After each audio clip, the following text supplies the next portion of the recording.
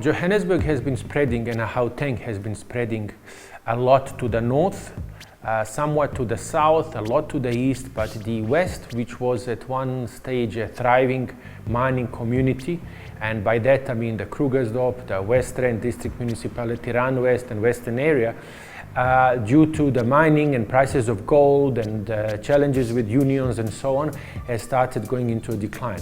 So in end of 90s, beginning of 2000s, the West Rand has become, so it started becoming the depressed mining town, and Randfontein with that as well.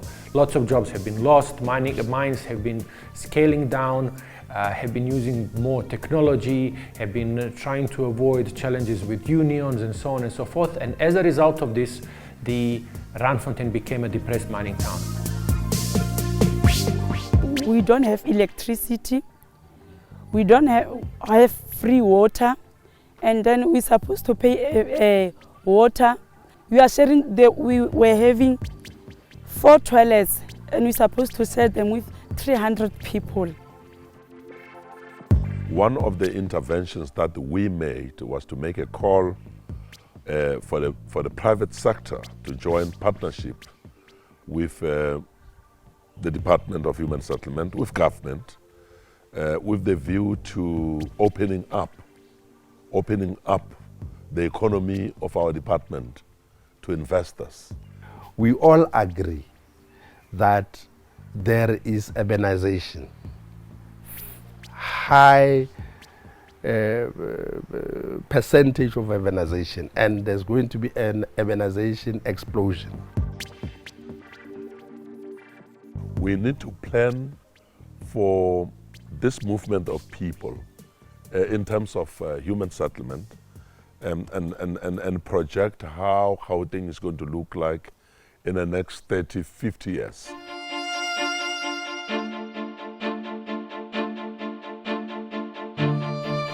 So we agree that there is shortages of housing to a tune of plus 1 million and so, and in the next 10 years the number may increase.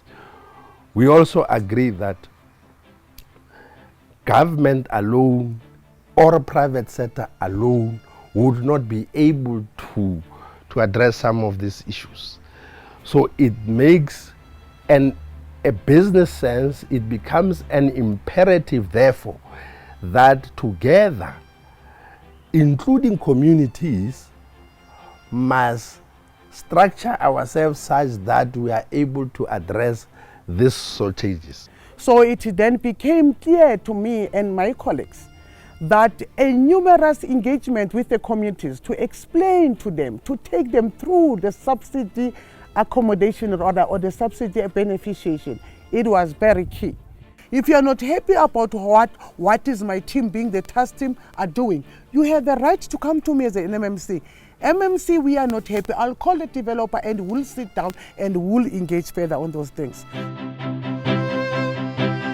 The Premier's, Mr. David Makura's call to create this mega project and to go west to do so was based on a couple of factors. Number one is that these were depressed mining towns, and that obviously could do with the revitalization of economy. Number two was that the number of pieces of large tracts of land were basically available, and the infrastructure was already there. And so therefore the Western made a whole lot of sense for the expansion of the Gauteng and Johannesburg. In this kind of arrangement of the mega project, a developer stands up and come to government and say, I've got land for development. Let's partner and ensure that we house your people. For me, that's the Tloome Mega spirit that President Cyril Ramaphosa always. So don't ask what your country can do for you. Stand up and say, I will do this for my country.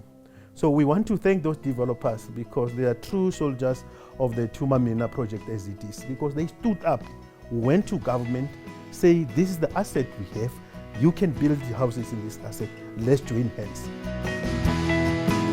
At the first State of the Nation address, I called on all South Africans and I said, I want to be the first to be sent. send me. And many South Africans embraced this concept. And wherever I went, whether walking on in the streets of our country or near the beach or whatever, I met South Africans of all colors who kept on saying, Mr. President, send me. We are ready to be sent. And in this case, then Tloome Group came to us and said that they want to join partnership with us. They've got land. We welcome that development, and I'm very much happy. It was hand in glove because they were looking for land, we had the land, we were looking for a big brother to work with, and they became the big brother. So we worked together in that space.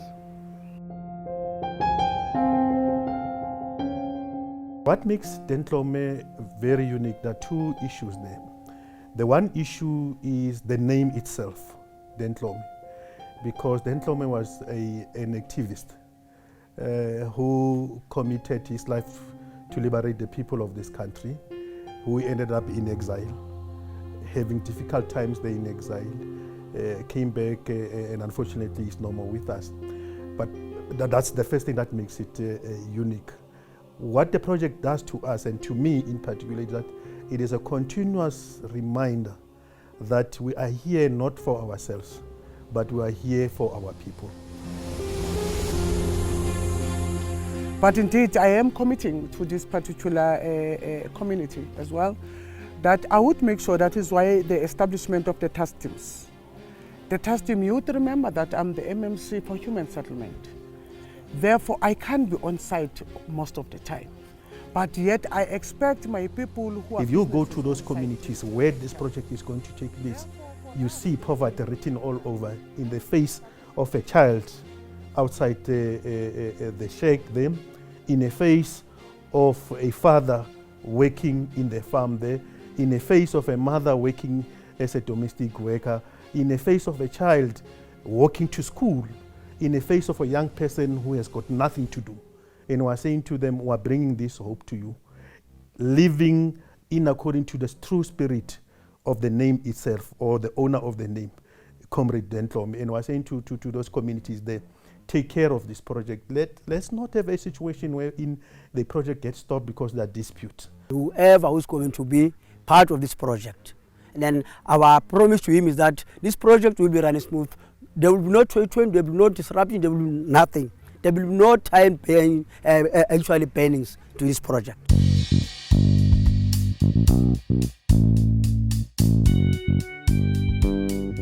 So together with my partners, Slaven, Paniko, Lucky, Khotla, we came together, we developed this concept of a smart city, green, environmental friendly, sensitive city, which is also integrated with agroecology. In other words, what we do is organic and so on and so forth. So that's what we thought of ourselves to do. By applying the fourth industrial revolution through property development and conscious property alchemy, as well as with our motto of profit while doing good, the decision was taken that we should be doing the mega project not only for the sake of developing infrastructure and the top structure, but also for the sake of developing the economies, developing the people, and also developing something that will be a legacy for the generations to come. And the type of development seeks to talk to giving our people what is called a quality of life. Now the ANC talks about quality of life, but very often you wonder whether other people do understand what it means. It is easy for us to see advanced communication, advanced access to television and so on in the urban areas. But in those areas it's very rare because our focus is more to develop the urban areas and neglect those areas. And the type of RDPs since we began that were created were not the type of RDP, despite the type of houses that were built. It's not necessarily good. It attracts actually wrong people to be there. Tin houses are built behind and all those types of things. You can't even see. It's like creating another slum even when your intentions were good. So the then Tloome was created with people in mind. And what I mean by that is that we didn't want to create RDP development like others, whereby you have these matchbox houses thrown in the middle of nowhere. You have a container or two, they call it school, or you build a block or a box and say you call it a school, and you say I've done my RDP development. Behind this is that we actually wanted to develop the people for the generations to come. And by having people in mind, we have permeated this through the whole design of the development. So then Tloome Mega Project consists of over 22,000 residential units of various typologies, some houses, some walk-up units and flats, as well as flips and affordable housing, gap housing and bonded housing and so on. But it also includes a number of various amenities like 13 schools, 90,000 square meters of retail, all the normal facilities like churches, clinics, a hospital, as well as the added bonus, which is our proprietary development model called RDP 2.0, which is we are going to be having an industrial park. We're going to have the urban farming, which is going to be done by the residents for the residents. We are also going to have a 20,000-seater multi-purpose soccer stadium, also the high-performance training center and sports village. And further to that, we have included a number of renewable and digital services. So for argument's sake, a 10 megawatt solar farm, grey water and effluent treatment, the rainwater harvesting, as well as things like fiber data and ICT and connectivity, Internet of Things. And in order to empower people, we have also made sure that we have included things like the blockchain with a digital trust, enabling people to trade directly between each other and do the economic activities. So your peer-to-peer trading, as well as we are including the online education, which I personally believe education forms a big part of this. And the online education and economic platform is exactly going to do that. It's going to give people an opportunity, whoever wants to do so, to be able to grow and further their learning. And we are going to be providing formal as well as informal education for this. It's going to have 10 primary schools and 3 high schools. So it tells you what everything is. What is also beautiful is to go back to the roots where people can then, even as they walk, they come across a tree, a fruit tree, they take a fruit, they eat, they continue. We're trying to address issues of poverty. We also are trying to inculcate a sense of responsibility on the people to look after those very fruit trees, because they are beneficial to them, they're beneficial to their families and so on. The urban design of the spaces is such that it entices people to walk. So we want people to walk 10 or 15 minutes. And in that, you want to make sure that they are feeling secure. So there's cameras which are available to everybody in the community to view. Cameras, police station, because high work the community facilities, it work at the police station within the very place. Unlike Konano, something report a crime and so why exactly. Also, we will be using the alternative building practices, which are faster to build but superior to brick and mortar. And in this, the better in terms of thermal value, in terms of the insulation. In summer they are cool, in winter they are warm, as well as acoustics value. Once you close the door, the noise stays out. So my question is one, MMC. Yes. Currently, I'm doing construction, and then I have applied for civil engineering. Wow. And then I'm in grade 1, both of them. So I want to know how then is it going to take me from one grade to the other? A house has 5 doors, minimum. So where do you get source that those doors? You must source them from the very industrial park where we are going to be established. So who will be owning the malls? Because I'm having the interest in owning 2 shops actually doing different things. So I want to know, I want to be prepared because time goes fast. So I want to be prepared. So I want to know. And human settlement implies housing, where human beings must wake up and sleep, but it implies industry, planning for industry. It implies schools, clinics, police stations, justice centers. It implies fire stations. It implies food production. It can't just be about housing. So my understanding of human settlement as it is conceptualized is that as we build houses, we must also put up industry.